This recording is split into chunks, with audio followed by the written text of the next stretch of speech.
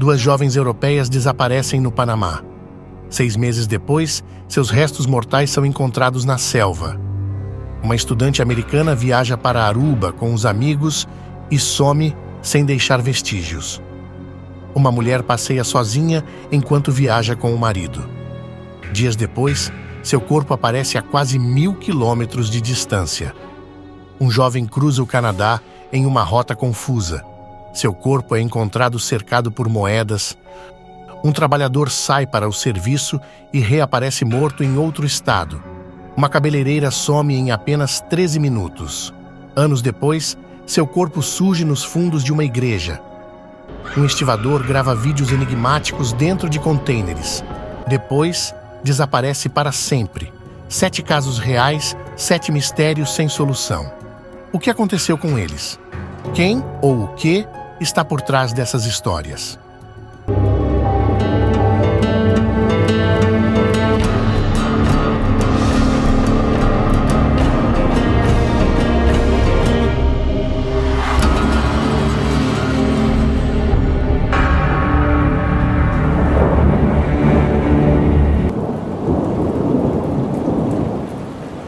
Panamá, 1º de abril de 2014, norte da província de Chiriquí.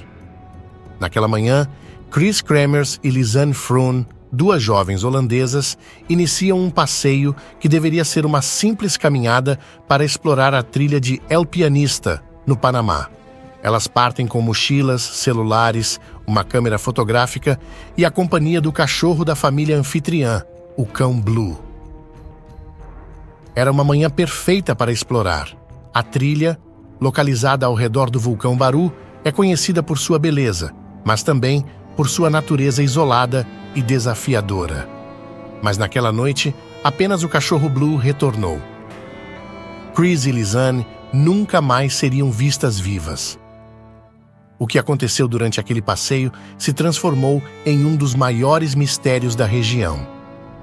Moradoras de Amersfoort, Lisanne Froon, de 22 anos, e Chris Kremers, com 21 anos, eram amigas.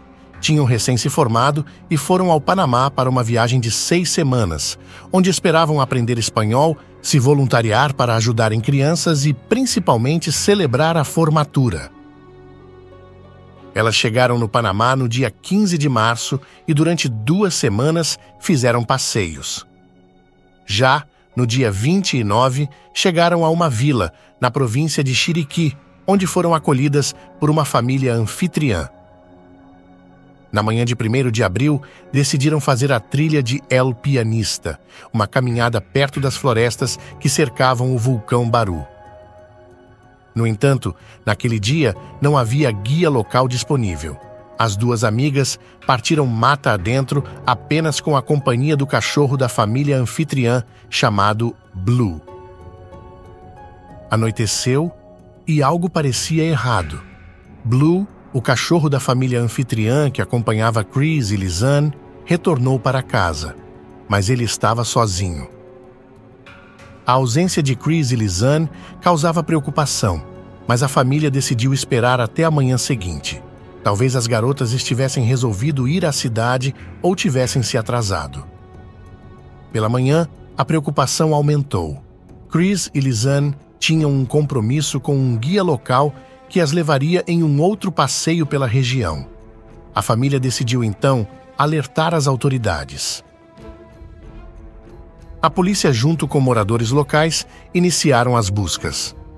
Dias depois, os familiares das duas jovens também chegaram ao Panamá, acompanhados de detetives particulares. Uma recompensa de $30.000 foi oferecida para quem indicasse qualquer informações sobre as jovens. Nenhum esforço adiantou. 14 de junho de 2014, 10 semanas após o desaparecimento. Uma mulher informou à polícia que havia encontrado na mata uma mochila azul em um arrozal ao longo das margens do rio. Dentro da mochila haviam 2 pares de óculos de sol, uma câmera fotográfica, $83, o passaporte de Lisanne, uma garrafa de água, 2 sutiãs e os aparelhos celulares das garotas. Todos os itens estavam secos e em perfeito estado. Uma análise dos celulares revelou que, cerca de 6 horas após o início da caminhada, foram feitas tentativas de chamada de emergência para os números 112 da Holanda e 911 do Panamá, sem sucesso devido à falta de sinal. O iPhone de Cremers e o Samsung de Froon realizaram as primeiras chamadas por volta das 16 horas e 30 minutos. No total, 77 chamadas de socorro foram tentadas. O celular de Lisanne ficou sem bateria em 5 de abril e não foi mais ligado, enquanto o iPhone de Chris permaneceu ativo até 11 de abril, com várias tentativas mal-sucedidas de desbloqueio usando um PIN incorreto. Um detalhe ainda mais perturbador foi encontrado no rolo de fotos da câmera de Froon. 90 imagens tiradas com flash em meio à selva, durante a madrugada de 8 de abril, entre 1 e 4 horas da manhã. As fotos capturaram um cenário de escuridão quase total, tornando impossível identificar claramente o local ou o que elas pretendiam registrar. Algumas imagens sugerem que elas estavam próximas a um rio ou ravina. Entre os registros, 3 fotos chamaram mais atenção. A primeira mostrava um galho com sacolas plásticas sobre uma pedra. A segunda apresentava algo semelhante à alça de uma mochila e um espelho em outra pedra. A terceira parecia mostrar a parte de trás da cabeça de Chris Cremers, com sangue escorrendo de sua têmpora. Com base nas fotos, o local das buscas foi ampliado, às margens do rio Colubre, onde, estranhamente, algumas peças de roupas de Cremers estavam cuidadosamente dobradas. Entretanto, este local ficava a alguns quilômetros de distância de onde a mochila azul foi encontrada. Passados mais 2 meses após o encontro da mochila azul, a polícia descobriu 33 fragmentos de ossos espalhados, um pedaço de pelvis e uma bota. Dentro da bota, o pé de Lisanne, intacto. Curiosamente, os ossos estavam em um local próximo de onde a mochila foi encontrada. Os ossos de Lisanne Froon mostravam sinais de decomposição natural. Restos de tecido permaneciam presos, sugerindo que haviam sido triturados. Mas os restos de Chris Cremers contavam uma história diferente. Totalmente limpos e brancos, pareciam ter passado por um processo que, em condições normais, levaria anos para ocorrer. Apesar das evidências, fragmentos de ossos, uma bota, registros de chamadas e fotos enigmáticas, nenhuma prova foi suficiente para revelar o que realmente aconteceu. Até hoje, o desaparecimento e as mortes de Chris Cremers e Lisanne Froon permanecem um mistério angustiante. Madrugada de 30 de maio de 2005, Oranjestad, Aruba. A jovem americana Natalie Holloway, de 18 anos, estava em Aruba em uma viagem de formatura não oficial com colegas do ensino médio. Naquela madrugada, por volta de 1h30 da manhã, ela foi vista saindo da boate Carlos and Charlie's, acompanhada por 3 rapazes. No dia seguinte, Natalie não compareceu ao aeroporto para embarcar no voo de retorno para os Estados Unidos. Seus pertences foram encontrados intactos em seu quarto de hotel, mas ela nunca mais foi vista. Natural de Mountain Brook, Alabama, Natalie chegou a Aruba em 26 de maio daquele ano, acompanhada por 124 colegas recém-formados do ensino médio. Na noite de 29 de maio, Natalie e alguns colegas foram a um bar e boate. Já na madrugada, Natalie saiu acompanhada por Joran van der Sloot, um estudante holandês de 17 anos. Ambos embarcaram em um carro, acompanhados ainda por mais 2 rapazes, os irmãos Deepak e Satish Kalpo, estes maiores de idade. As autoridades arubanas iniciaram uma busca intensiva por Natalie, com o apoio de voluntários locais. Por terem sido as últimas pessoas a estarem juntas de Natalie, Joran van der Sloot e os irmãos Kalpo foram interrogados diversas vezes. Inicialmente, alegaram ter deixado Natalie em seu hotel por volta das 2 horas da manhã, mas suas versões dos fatos apresentaram diversas contradições ao longo do tempo. O estudante holandês Joran foi apreendido 2 vezes. Os irmãos Cowpoy foram presos 3 vezes, também suspeitos. No entanto, em todas as ocasiões, os 3 foram liberados por falta de provas. Beth Holloway, mãe da menina, voou imediatamente para o local e, junto com voluntários de Aruba e dos Estados Unidos, se juntaram numa incessante busca pela jovem junto à polícia. No entanto, todos os esforços foram inúteis. Nenhum sinal de Natalie. Em 2007, as investigações foram encerradas por falta de evidências. No entanto, no ano seguinte, o caso foi reaberto diante de um vídeo em que Van der Sloot afirma que Natalie teria morrido na manhã de seu desaparecimento e que um amigo havia se desfeito do corpo dela. Mais tarde, ele negou a versão e declarou em uma entrevista que havia vendido a menina como escrava sexual, declaração que também foi negada depois.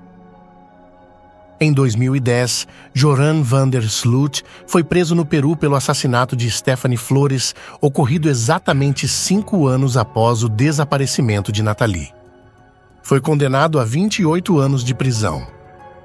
Em outubro de 2023, Joran van der Sloot confessou ter assassinado Natalie Holloway após ela rejeitar suas investidas sexuais, detalhando que a matou com um golpe contundente e posteriormente dispôs de seu corpo no mar. Apesar da confissão, os restos mortais de Natalie nunca foram encontrados e o caso permanece oficialmente sem solução completa. Você tem dificuldade para dormir? Ansiedade que não te deixa em paz? Falta de foco e concentração no dia a dia? Ou quer emagrecer, mas nada funciona? Com o Guia Prático de Auto-Hipnose Instantânea, você aprende uma técnica simples para transformar sua mente e alcançar seus objetivos. Sono tranquilo, mente equilibrada e resultados reais. Acesse agora e descubra o poder da auto-hipnose.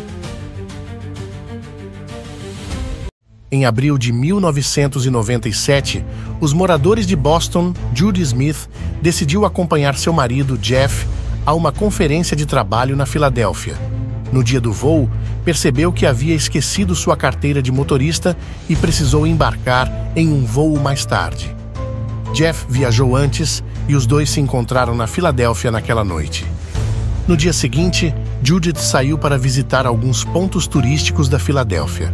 Ela nunca mais foi encontrada com vida. Na manhã seguinte, enquanto seu marido iria participar de uma conferência, Judy saiu para passear.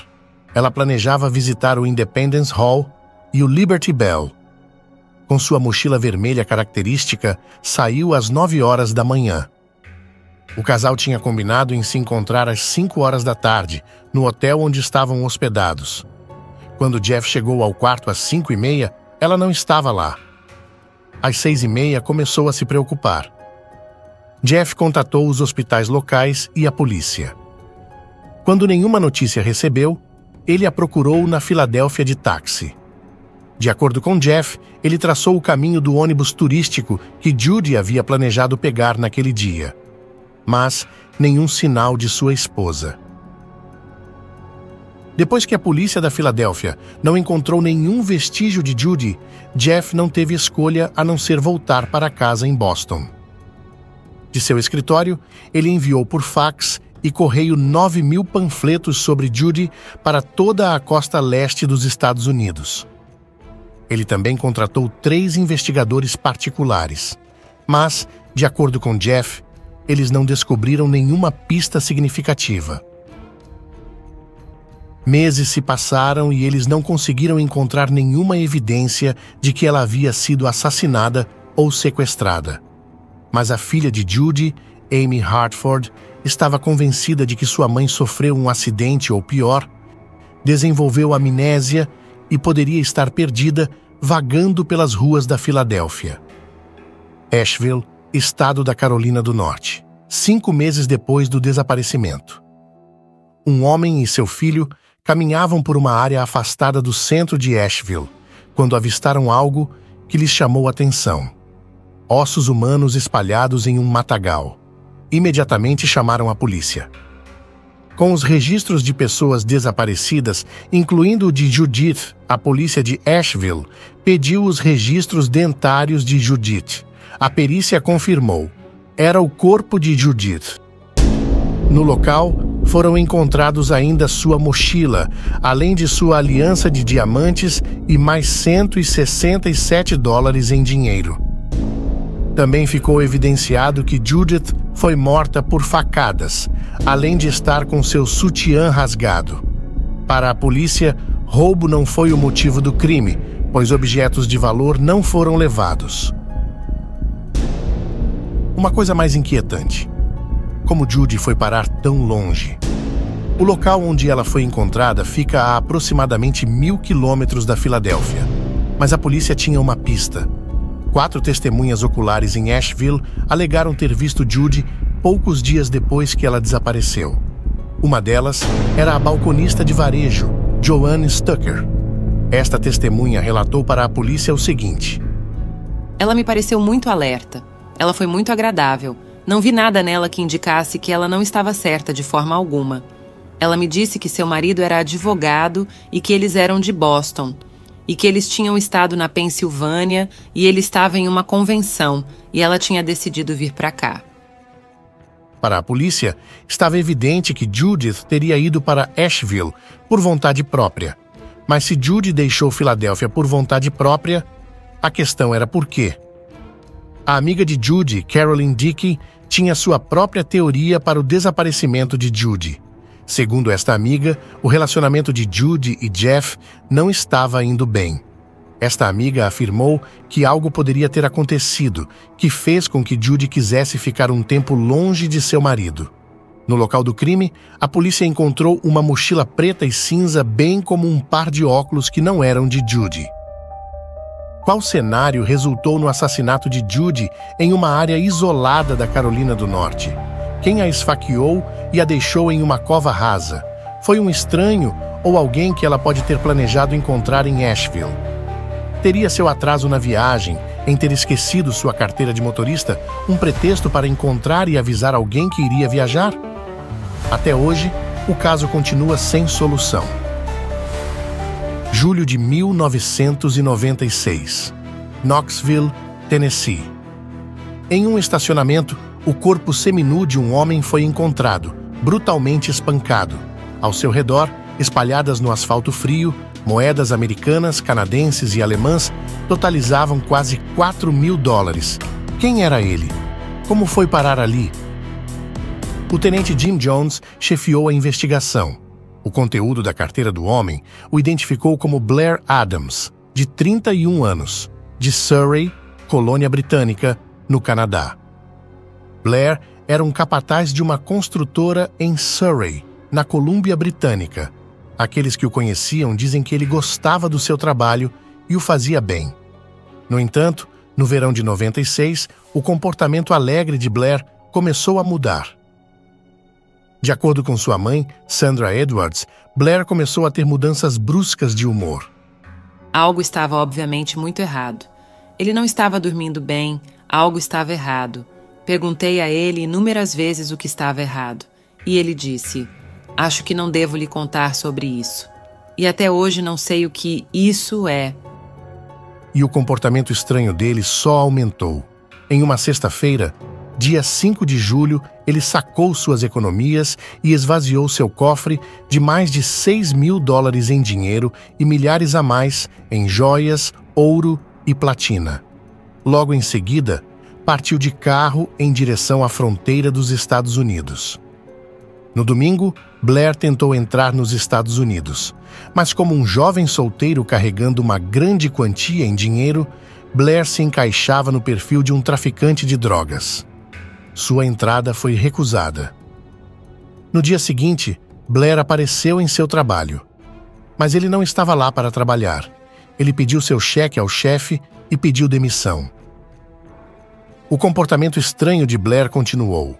Naquela tarde, ele gastou $1.600 em uma passagem aérea de ida e volta para Frankfurt, Alemanha. Seu voo partiria no dia seguinte, mas poucas horas depois de comprar a passagem, Blair estava novamente desesperado para entrar nos Estados Unidos. Ele apareceu na casa de um amigo em pânico, com medo de que alguém estivesse tentando matá-lo, mas seu amigo não conseguiu levá-lo para a fronteira. Então, na terça-feira, em vez de partir para a Alemanha, Blair alugou um carro e voltou para a fronteira. Dessa vez, ele conseguiu passar. Ele acabou em Seattle, onde, de acordo com o tenente Jones, ele comprou uma passagem só de ida para Washington, capital dos Estados Unidos. Blair chegou em Washington na quarta-feira de manhã cedo, alugou um carro e foi para Knoxville, mais de 800 quilômetros a sudoeste. Este trajeto causou estranheza, pois ele praticamente deu meia volta. Não fazia sentido ele ter ido para o leste e depois voltar quase 1.000 quilômetros. Blair foi visto pela primeira vez em um posto de gasolina em Knoxville por volta das 5:30 daquela tarde. Ele reclamou com o frentista que seu carro não dava partida. O frentista disse que ele tinha as chaves erradas. Blair ficou em Knoxville até amanhã. No dia seguinte, abandonou o carro alugado e conseguiu pegar carona até um hotel próximo. Chica Hartsfield, uma funcionária do hotel, lembrava-se vividamente de Blair. Ele parecia paranoico. Ele estava muito nervoso, agitado, esperando que alguém o pegasse, mesmo que não houvesse ninguém lá. Não sei quem ele estava procurando, mas ele estava esperando que alguém o pegasse. A câmera de segurança do hotel mostrou que, no espaço de 1 hora, Blair entrou e saiu do saguão 5 vezes antes de finalmente pagar pelo quarto. Após o check-in, pouco mais das 7:30 da noite, Blair guardou a chave do seu quarto no bolso. Mas em vez de ir para o seu quarto, ele caminhou para fora do hotel e nunca mais voltou. 12 horas depois, o corpo de Blair foi encontrado em um estacionamento a cerca de 800 metros de seu hotel. Ele estava seminudo da cintura para baixo. Espalhados ao redor do corpo de Blair estavam $4.000 em moeda americana, canadense e alemã. Um pequeno pacote continha outros $2.000 em ouro e joias. De acordo com o relatório da autópsia, Blair sofreu muitos cortes e escoriações. A polícia acredita que alguns dos ferimentos foram causados por se defender de um ataque. Blair foi morto por um golpe violento que rompeu seu estômago. O que Blair tanto temia? Quem ou o que o perseguia? Por que ele atravessou o país em um trajeto sem sentido, fugindo de um perigo que jamais foi identificado? Perguntas sem respostas. Um enigma que o tempo ainda não conseguiu resolver. Chicago, 21 de maio de 1990. Um trabalhador da manutenção encontra um carro abandonado na garagem de um complexo habitacional. Dentro do carro, o corpo de um jovem de 19 anos. A polícia foi acionada e o jovem identificado, Chad Maurer, de Madison, estado do Wisconsin, distante a 250 quilômetros. 2 dias antes, Madison, estado de Wisconsin. Chad volta para casa, almoça rapidamente e pede dinheiro para gasolina. Sua mãe, Dolly, lembra-se do sorriso no rosto dele, sem nenhum sinal de que aquele seria seu último adeus. Chad iria voltar para o trabalho. À noite, quando o rapaz deveria estar de volta em casa, isto não aconteceu. A família começou a ficar preocupada e acionou a polícia. 2 dias depois, Chad seria encontrado morto no lado sul de Chicago, um dos bairros mais violentos do país. Seu carro estava abandonado em uma garagem de um complexo habitacional. A polícia concluiu: Chad havia tirado sua própria vida. Mas a família sabia que algo não se encaixava. A polícia de Chicago alegou que não havia evidências de crime, mas os nós dos dedos de ambas as mãos de Chad estavam esfolados até o osso e havia hematomas em seu rosto. Quando os pais de Chad pediram para ver as roupas velhas de Chad, eles as encontraram manchadas de sangue. John e Dolly começaram a temer que seu filho tivesse sido assassinado. Eles foram rever as fotos policiais do corpo de seu filho, junto com o detetive do departamento do xerife do condado de Dane. Os pais notaram que a jaqueta no banco da frente não era uma jaqueta que eles sabiam que Chad tinha. Eles queriam saber se o tamanho da jaqueta é consistente com o tamanho de Chad, o que poderia pelo menos dar uma ideia da constituição básica de alguém que pode ter estado no carro com ele. A jaqueta era outra pista apontando para o envolvimento de uma pessoa desconhecida na morte de Chad. O relatório da autópsia também sugeriu que Chad não havia tirado a própria vida. O nível de monóxido de carbono em seu corpo era de 74%, muito mais alto do que o normalmente encontrado em casos de atentado contra a própria vida. Enquanto as descobertas provaram que Chad havia morrido de envenenamento por monóxido de carbono, os níveis extremamente altos sugeriram que ele havia sido colocado no carro enquanto estava inconsciente, em vez de entrar no carro por conta própria. A causa da morte de Chad foi alterada para indeterminada e as autoridades começaram uma investigação completa. O dono da loja de bicicletas onde Chad trabalhava foi citado em um jornal local dizendo que ele achava que Chad parecia assustado. Logo após o artigo aparecer, a loja foi vandalizada. Nenhuma outra loja na área foi atingida. Parecia que alguém estava enviando uma mensagem. A história de Chad foi ao ar em um programa local, Crime Stoppers, em Madison.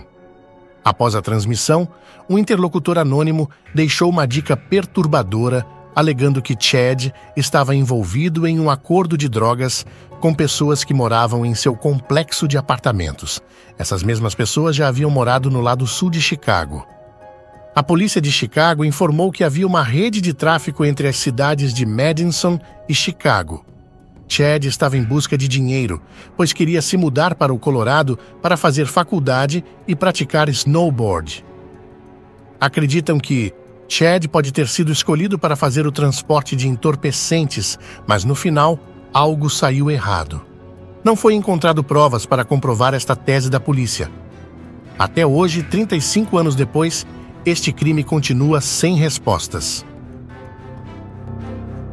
Ao meio-dia de 15 de abril de 2004, duas das clientes regulares da cabeleireira Patrice chegam ao Timber Stream Tan Salon para seus compromissos agendados. Mas Patrice não está em lugar nenhum. Sua bolsa e chaves estão na mesa, seu almoço ainda está quente no micro-ondas e seu carro está estacionado em um ângulo estranho na frente do salão, não em seu lugar habitual. Quando veem que a gaveta do dinheiro está vazia, as duas mulheres sabem que algo está seriamente errado, então ligam para a polícia. A busca por Patrice começa imediatamente. Ter um salão de beleza era o sonho de Patrice Endres se tornando realidade. Seu marido Rob a ajudou a comprá-lo e remodelá-lo com perfeição. Depois que ela desaparece, Rob fica arrasado e afirma que ele adorava Patrice e a amava de todo o coração. Mas o filho, a família e os amigos de Patrice discordam. Eles afirmam que Rob era ciumento, possessivo e controlador, e Patrice estava se preparando para se divorciar dele. O relacionamento já tenso entre Rob e seu enteado, Pistol, se acaba totalmente com o desaparecimento de Patrice. Embora sua família espera que Patrice retorne, seu desaparecimento tem todos os sinais de um sequestro. A polícia, a família e os amigos vasculham a área por semanas. Os investigadores criam uma linha do tempo com base nos clientes de Patrice naquele dia e em suas ligações de celular, e identificam uma estreita janela de tempo de 13 minutos quando o sequestro ocorreu. Rob tem um álibi incontestável, mas ele cai sob suspeita porque sabia da agenda de Patrice e sabia que ela estaria sozinha durante aqueles 13 minutos. Alguns acreditam que Rob sequestrou e matou sua esposa porque seu casamento estava se desintegrando. Rob nega. Meses após o desaparecimento de Patrice, o serial killer Jeremy Jones confessa ter sequestrado e matado Patrice e parece saber detalhes sobre o crime que somente o sequestrador poderia saber. Porém, mais tarde muda sua confissão. Alguns investigadores o riscam de sua lista de suspeitos. Outros não. Quase 2 anos depois de seu desaparecimento, os restos mortais de Patrice são encontrados atrás de uma igreja em Dawson Forest, Geórgia, a cerca de 20 quilômetros de seu salão. Esta área é notória como o local onde outro serial killer, Gary Hilton, descartou o corpo de uma jovem excursionista. Hilton se torna o principal suspeito, mas as evidências não o conectam ao assassinato de Patrice. Até hoje, mais de 20 anos depois, com vários suspeitos convincentes, mas sem evidências suficientes para apresentar acusações, até hoje o desaparecimento e morte de Patrice Endres continua um mistério.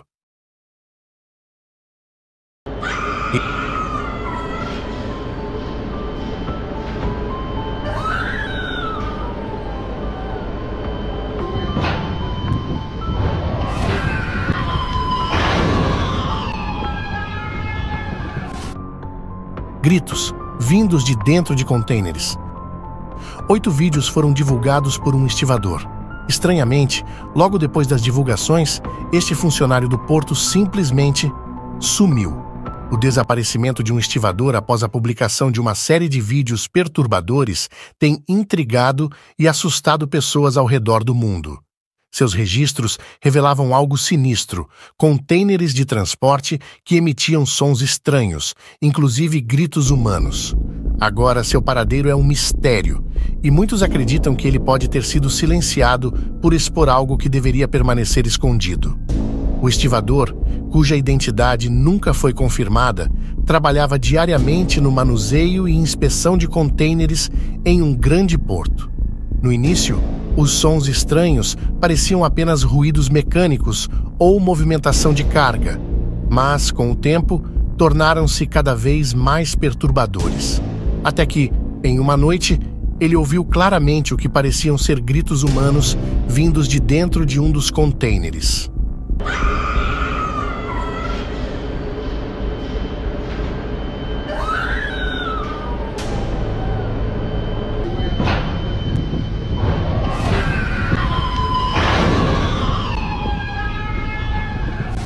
Chocado com o que havia testemunhado, ele decidiu documentar tudo.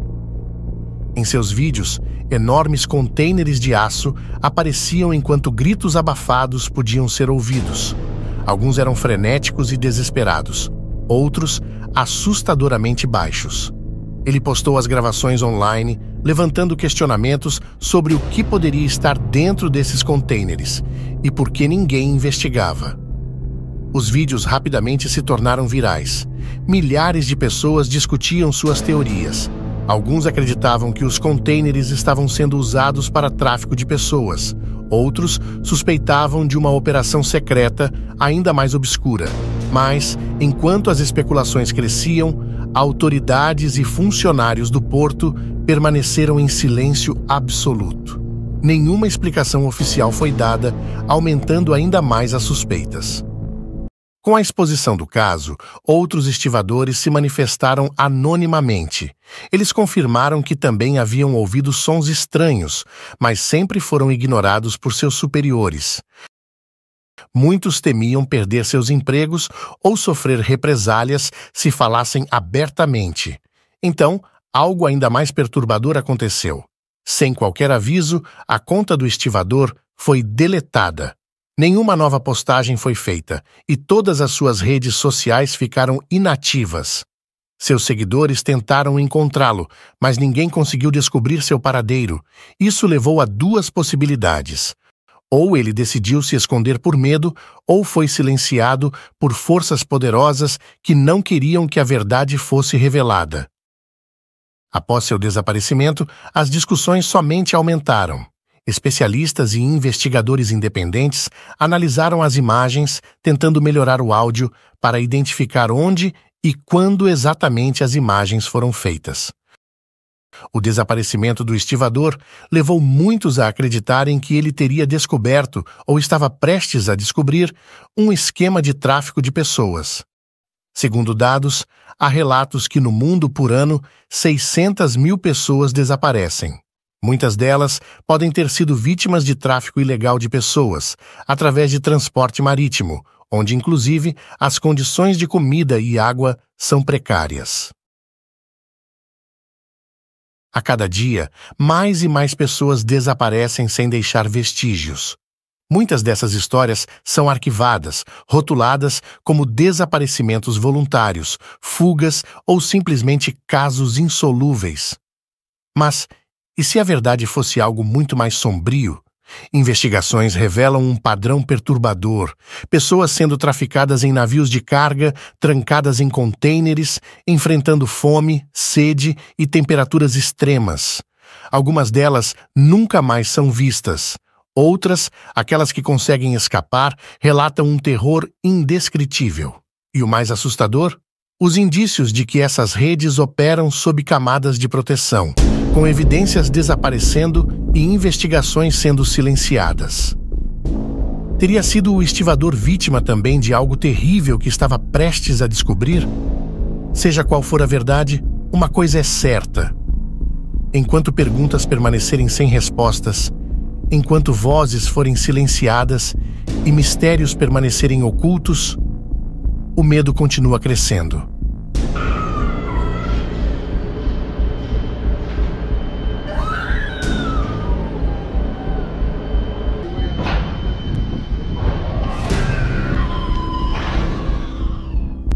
Este é o canal Arquivo de Mistérios.